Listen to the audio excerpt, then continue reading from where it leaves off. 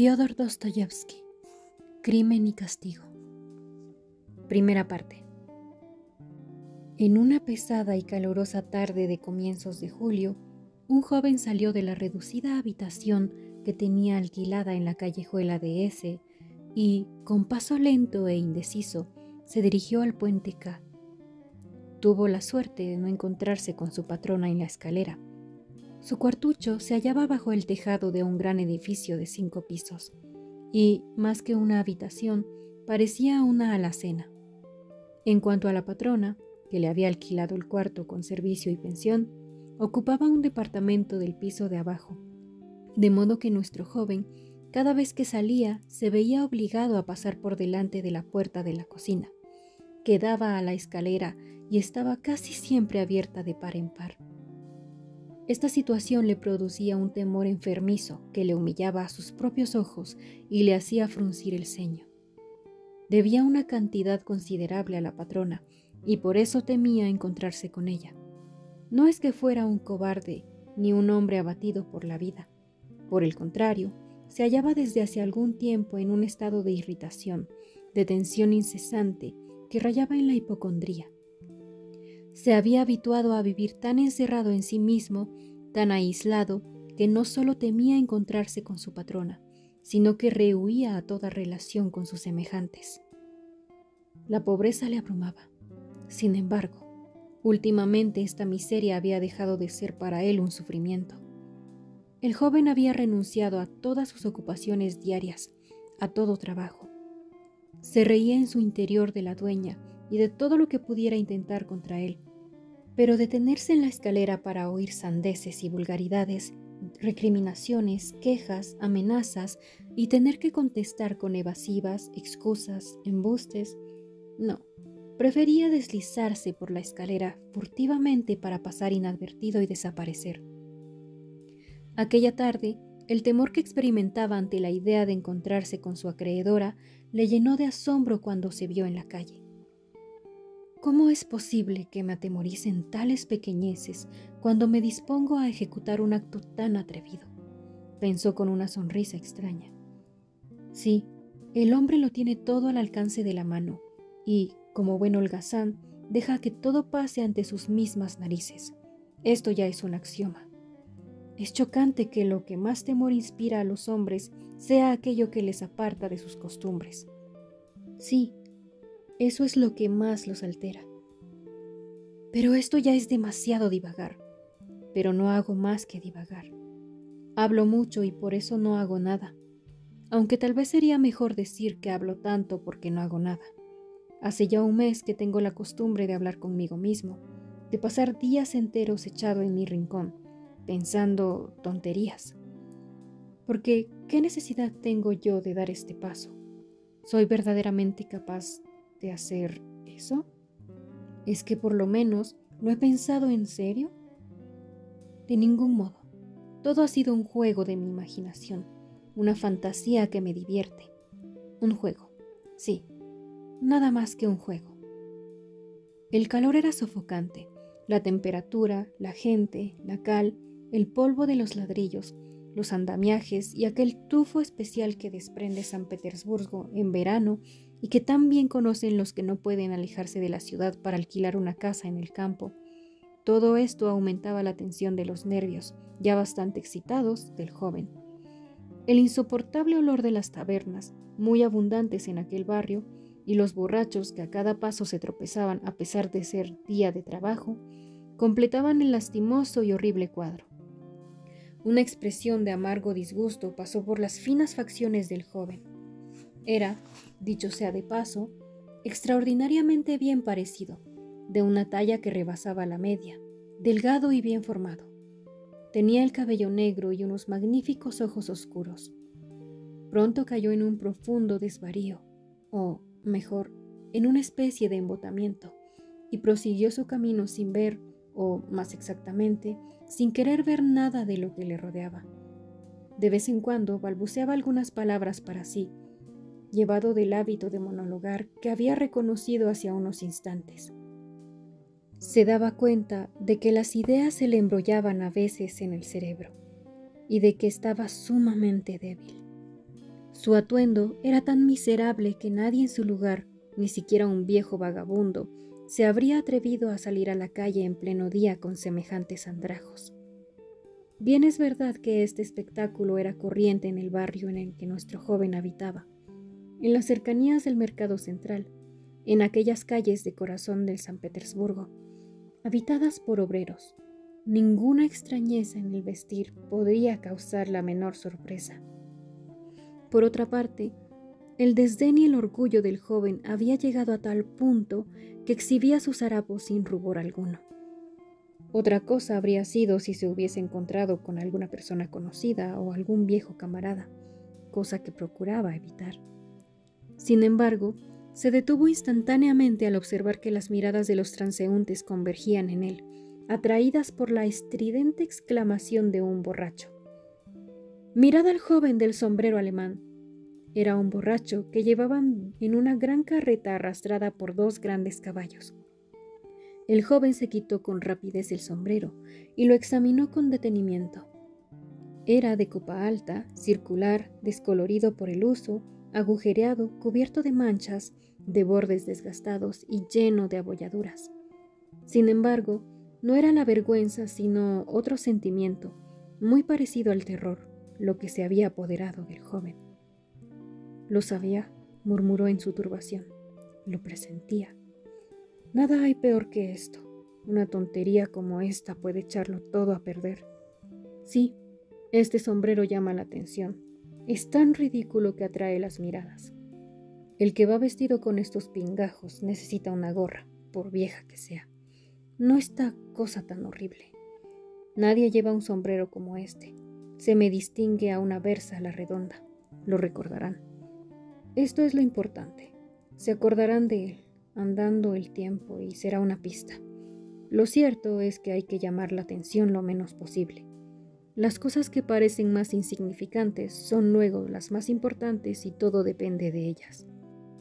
No era preciso ir muy lejos. Sabía incluso el número exacto de pasos que tenía que dar desde la puerta de su casa. Exactamente 730.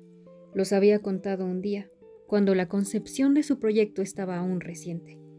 Entonces, ni él mismo creía en su realización. Su ilusoria audacia, a la vez sugestiva y monstruosa, solo servía para excitar sus nervios. Ahora, transcurrido un mes, empezaba a mirar las cosas de otro modo, y a pesar de sus enervantes soliloquios sobre su debilidad, su impotencia y su irresolución, se iba acostumbrando poco a poco, como a pesar suyo, a llamar negocio a aquella fantasía espantosa, y, al considerarla así, la podría llevar a cabo, aunque siguiera dudando de sí mismo. En esta ocasión, solamente se trataba de un ensayo de lo que después realizaría, y no obstante, su agitación crecía a cada paso que daba. Con el corazón desfallecido y sacudidos los miembros por un temblor nervioso, llegó, al fin, a un inmenso edificio, una de cuyas fachadas daba al canal y otra a la calle. El caserón estaba dividido en infinidad de pequeños departamentos habitados por modestos artesanos de toda especie. Sastres, cerrajeros, había allí cocineras, alemanes, prostitutas, funcionarios de ínfima categoría. El ir y venir de gente era continuo, a través de las puertas y de los 2 patios del inmueble. Lo guardaban 3 o 4 porteros, pero nuestro joven tuvo la satisfacción de no encontrarse con ninguno. Subió sin detenerse por la escalera derecha que ya conocía. Estaba muy oscura, lo que causaba gran satisfacción al visitante, porque esta circunstancia le resguardaba de las miradas de los curiosos. Cuando llegó al 4º piso se preguntó: «Si tengo tanto miedo en este ensayo, ¿qué sería si viniese a llevar a cabo de verdad el negocio?». Se encontró con antiguos soldados que hacían el oficio de mozos y estaban sacando los muebles de un departamento ocupado. El joven lo sabía. Por un funcionario alemán casado. «Ya que este alemán se muda», se dijo el joven, «en este rellano no habrá durante algún tiempo más inquilino que la vieja. Bueno es saberlo». Cuando llamó a la puerta de la vieja, la campanilla resonó tan débilmente que se diría que era de hojalata y no de cobre. Así eran las campanillas de los pequeños departamentos en todos los grandes edificios semejantes a aquel. Pero el joven se había olvidado ya de ese detalle, y el tintineo de la campanilla debió de despertar claramente en algún viejo recuerdo, pues se estremeció. La debilidad de sus nervios era extrema. Un momento después, se entreabrió la puerta y la inquilina observó al intruso con evidente desconfianza. Solo se veían sus ojillos brillando en la sombra. Al ver que había gente en el rellano, se tranquilizó y abrió la puerta. El joven franqueó el umbral y entró en un vestíbulo oscuro, dividido en dos por un tabique, tras el cual había una minúscula cocina. La vieja permanecía inmóvil ante él. Era una mujer menuda, reseca, de unos 70 años, con una nariz puntiaguda y unos ojos chispeantes de malicia. Llevaba la cabeza descubierta y sus cabellos, de un rubio desvaído y con solo unas hebras grises, estaban embadurnados de aceite. Un viejo chal de franela rodeaba su cuello, largo y descarnado, como una pata de pollo, y, a pesar del calor, llevaba sobre los hombros una pelliza, pelada y amarillenta. La tos la sacudía a cada momento. La vieja gemía. El joven debió de mirarla de un modo algo extraño, pues los menudos ojos recobraron su expresión de desconfianza. «Soy el estudiante Raskolnikov. Estuve aquí hace un mes», dijo el recién llegado, apresuradamente e inclinándose a medias, pues le habían dicho que se mostrara muy amable. «Lo recuerdo, muchacho, lo recuerdo perfectamente», articuló la vieja, sin dejar de mirarlo con una expresión de recelo. «Bien, pues he regresado para el mismo asunto», dijo Raskolnikov, un tanto turbado y sorprendido por aquella desconfianza. «Tal vez esta mujer es siempre así, y yo no lo advertí la otra vez», pensó, desagradablemente impresionado. La vieja no contestó, parecía reflexionar. Después indicó al visitante la puerta de su habitación, mientras se apartaba para dejarle pasar. «Entre, muchacho». La estrecha habitación donde fue introducido el joven tenía paredes revestidas de papel amarillo. Cortinas de muselina pendían ante sus ventanas, adornadas con macetas de geranios. En aquel momento, el sol poniente iluminaba la habitación. También el sol penetrará de este modo cuando llegue el momento, se dijo el estudiante, al contemplar rápida y atentamente toda la escena para grabarla en su memoria. Pero la pieza no tenía nada de particular. El mobiliario, decrépito, de madera clara, se componía de un sofá enorme, de respaldo curvado, una mesa ovalada colocada ante el sofá, un tocador con espejo, varias sillas adosadas a las paredes y 2 o 3 grabados sin ningún valor, que representaban señoritas alemanas, cada una con un pájaro en la mano. Esto era todo. En un rincón se veía una pequeña imagen y una lámpara encendida frente a la misma. El suelo y los muebles estaban muy limpios. «Lisbeth se cuida de todo», pensó el joven. Nadie habría podido descubrir ni la menor partícula de polvo en todo el departamento. Solo en las viviendas de estas perversas y viejas viudas puede verse una limpieza semejante, se dijo Raskolnikov, y dirigió con curiosidad al soslayo una mirada a la cortina de indiana que ocultaba la puerta de la segunda habitación, también sumamente reducida, donde estaban la cama y la cómoda de la vieja, y en la que él no había puesto los pies jamás. Ya no había más piezas en el departamento. «¿Qué se le ofrece?», preguntó ásperamente la vieja, que apenas había entrado en la habitación, se había plantado ante él para mirarle frente a frente. «Vengo a empeñar esto», y sacó del bolsillo un viejo reloj de plata, en cuyo dorso había un grabado que representaba el globo terrestre y del que pendía una cadena de acero. «Pero si todavía no me ha devuelto la cantidad que le presté. El plazo terminó hace 3 días. Le pagaré los intereses de un mes más. Tenga paciencia». «Soy yo quien ha decidido tener paciencia o vender inmediatamente el objeto empeñado, jovencito». «¿Cuánto me dará por este reloj, Alena Ivanovna?» «Pero si me trae usted una miseria, este reloj no vale nada, mi buen amigo. La vez pasada Le di 2 hermosos billetes por un anillo que podía obtenerse nuevo en una joyería por solo 1,5 rublos. Deme 4 rublos por el reloj y retiraré el anillo. Es un recuerdo de mi padre. Recibiré dinero de un momento a otro. 1,5 rublos, y le descontaré los intereses. ¿1,5 rublos? Exclamó el joven. Si le parece poco, puede llevárselo, dijo la vieja al mismo tiempo que devolvía el reloj al estudiante. Él lo tomó y se dispuso a salir, indignado, pero de pronto cayó en la cuenta de que la vieja usurera era su último recurso y de que había ido allí para otra cosa. Venga el dinero, dijo secamente. La vieja hurgó en los bolsillos en busca de las llaves y pasó a la habitación contigua. Al quedar a solas, el joven empezó a reflexionar mientras aguzaba el oído. Hacía deducciones. Oyó abrir la cómoda. Sin duda el cajón de arriba, dedujo.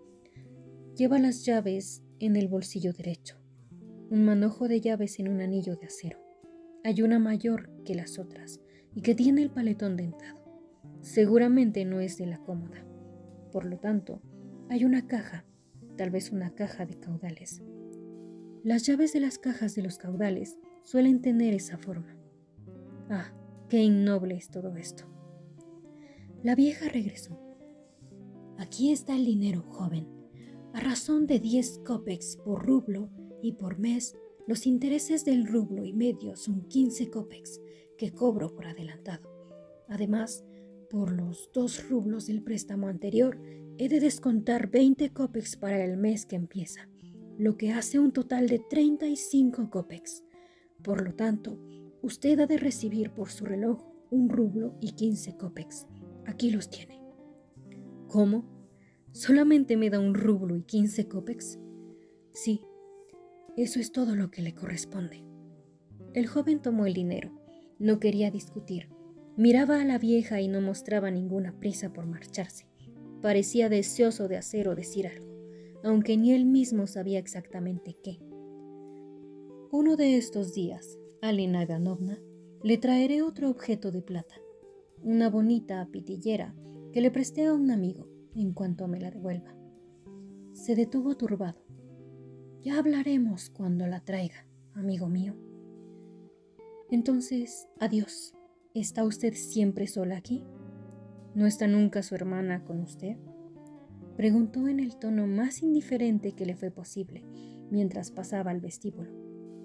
¿A usted qué le importa? No lo he dicho con ninguna intención. No vaya a...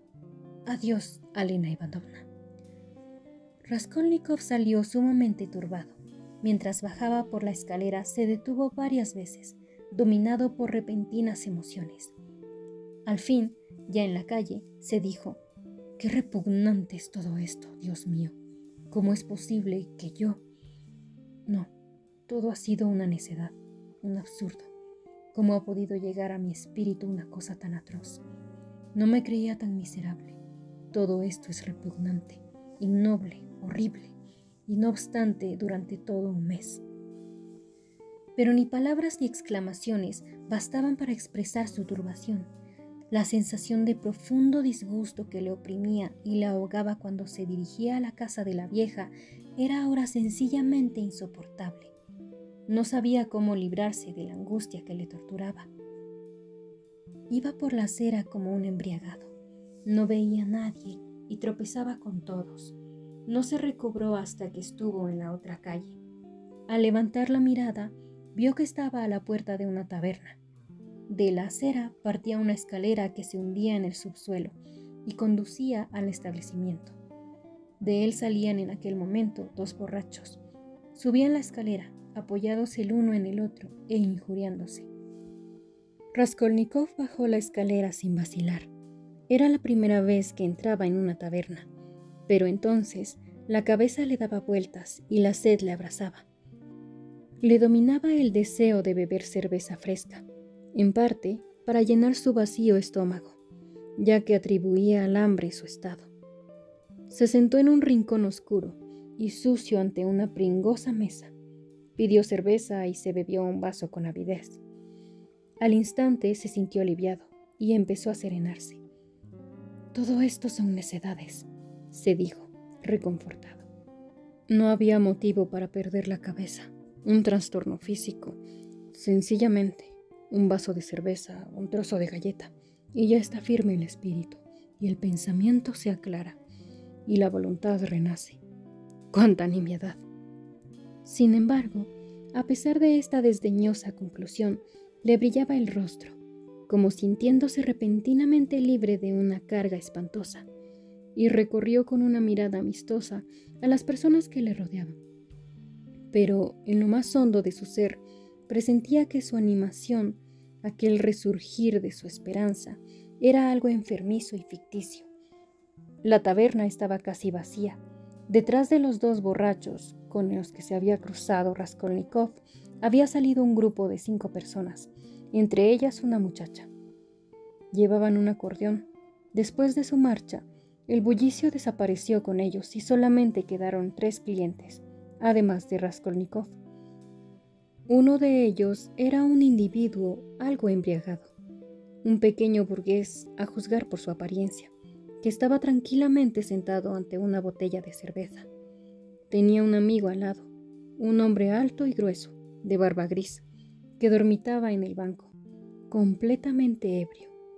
De vez en cuando se agitaba en pleno sueño, abría los brazos, empezaba a castañar los dedos, mientras movía el busto sin levantarse de su asiento, y comenzaba a canturrear una burda tonadilla, haciendo esfuerzos para recordar las palabras.